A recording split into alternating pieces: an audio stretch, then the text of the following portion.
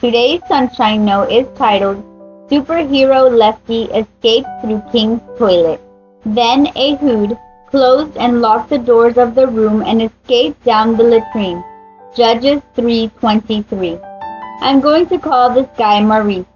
To my ear, it's kind of a weird name and seems to fit a weird guy, 'cause Maurice was anything but your typical teen. He was the type who would sit around in class dreaming of bizarre questions for the teacher, such as, why doesn't your chalk make the screeching sound when you draw circles? Everyone in school knew Maurice, and if you weren't rolling your eyes when you saw him, you usually just wanted him to go away. My senior year rolled around and I had been voted the class president. We were working on fundraising and needed to keep track of our money. All of a sudden, Maurice kind of came to mind, and I threw his name out there to my committee. They looked at me as if I had a third eye, but I pressed the issue and ultimately, we asked Maurice to come on board as our technical consultant. And you know what? He did an amazing job.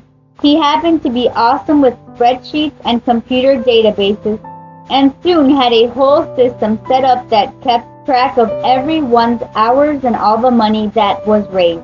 Never overlook someone's good qualities just because you find them a bit annoying or strange. The book of Judges relates a story about a lefty named Ehud.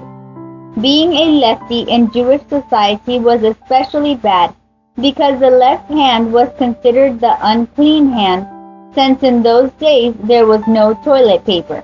Need I say more? So being a lefty was already bad enough.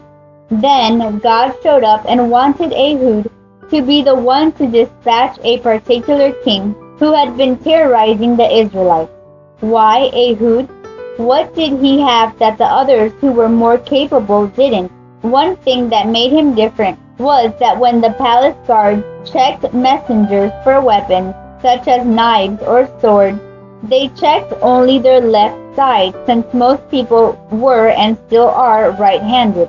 So in went Ehud, with the sword hidden on his right thigh, and Judges tells us that once in the palace, Ehud finished off King Eglon, then locked the door of the king's inner chamber and escaped through the latrine to the outer wall.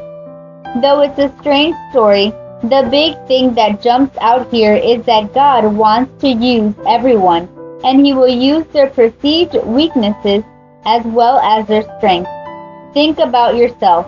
No matter your strength or weakness, you're valuable and useful to God if you choose to open up and give Him a chance to use you.